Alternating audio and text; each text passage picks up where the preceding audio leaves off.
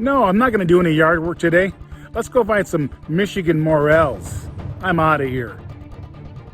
Welcome to the Sassy Husband. Today I'm wearing my favorite t-shirt. They say when it comes to marriage that nobody knows the rules. Love is a funny thing, so let's have some fun. If you like us, subscribe and share our videos. Now let's go. Okay, this is the Sassy Husband here. We're at an undisclosed location, and the sassy dog here is sworn to secrecy because today we are hunting the infamous Michigan Morel. And as all Morel hunters know, we don't tell anybody where we find mushrooms. So today, if we find them, we're not going to tell you how to get to this location. So as I said, Milo the sassy dog is sworn to secrecy. And if you ask me where I found the mushrooms, I will get what we call mushroom face. This is mushroom face. And then I'll give you the standard answer. You'll say, where did you find the mushrooms? I'll say, what mushrooms? Okay, so let's go see if we can find some Michigan Morels today. Okay, so we're on our way to our first location today, and I'm seeing some footsteps. That's not a good sign, because we don't like areas that people have been to. So we'll see if they left us any mushrooms. Okay, so we're at location number 1, and yeah, my younger brother, I call him younger brother now. I used to call him my little brother till he got taller than me. Is what I'll call an avid mushroom hunter, and like all mushroom hunters, he's a real dick. But he's giving me some hints. He won't tell me where to go, but he says, "Oh, go find yourself an old apple orchard." Okay, so this is where our first stop is. What's left of an old apple orchard near where I grew up. So some of you will know where that is. Let's run through this small section of old apple orchard, see if we can find some morels. Okay, well, we haven't found any morels yet, but we have stumbled across a piece of the infamous Michigan wild asparagus. Unfortunately, this piece here is already bolted and probably wouldn't be real good to eat. But I may snap that top off and snack on it while we're looking for mushrooms. Now here's an area where you think it might be just ripe for morels. I'm not seeing anything. But this reminds me of a game we play called What Would You Do for a Morel? Okay, so here's an example.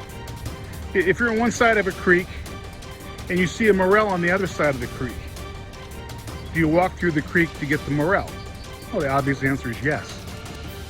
Now this instance here, if I saw a morel inside there, would I dig down deep into those prickers and branches, probably cutting myself to get the morel? Well, maybe one. I probably would. I might. You know, if you saw a morel but you had to get on your stomach and crawl through mud to get to the other side to get the morel, I probably wouldn't do that. So that's kind of the game we play is, you know, what would you do for a morel?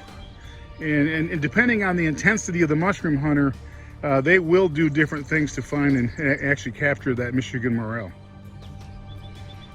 Now, one of the nice things about mushroom hunting is it's pretty free. There's not a whole lot of cost, but you do need some equipment. So here's my walking stick, which the sassy wife bought me at a flea market up in, I guess it was up in Morley. And we covered a lot of ground that day. But for me, the walking stick is essential because it takes some of the pressure off of my knees in rough terrain. Also, it allows me to look at areas like this where there could be a mushroom hiding. I know I can feel the mushrooms out here. I know they're here. So with a walking stick, you can kind of pull these apart a little bit. And you know, under the canopy of these things, you'd expect maybe it's humid. It might be optimal growing conditions for a morel, but we're not seeing any here. We'll keep looking. Okay, so here I'm in an area with some super overgrown apple trees. These things haven't been picked or manicured probably more than 20 years.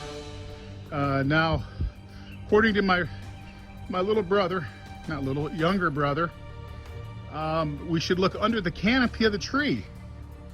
And I do need to throw a little bit of a disclaimer in there. He's a dick.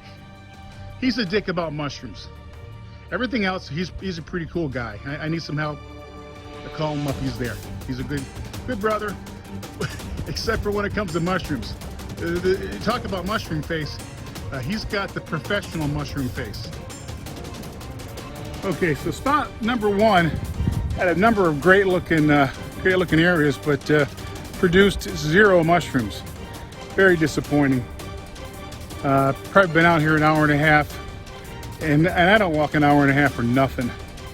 But today I walked an hour and a half for nothing but a bunch of scraped up legs. I got one spot I know for sure I can find some mushrooms, so let's go check that out. This is the reason I should have wore my long pants. Now, I expected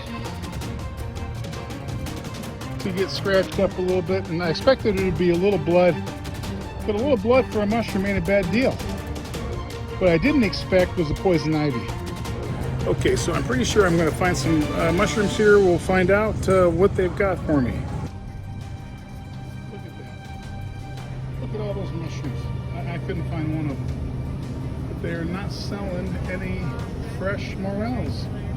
So we'll have to get some dried ones.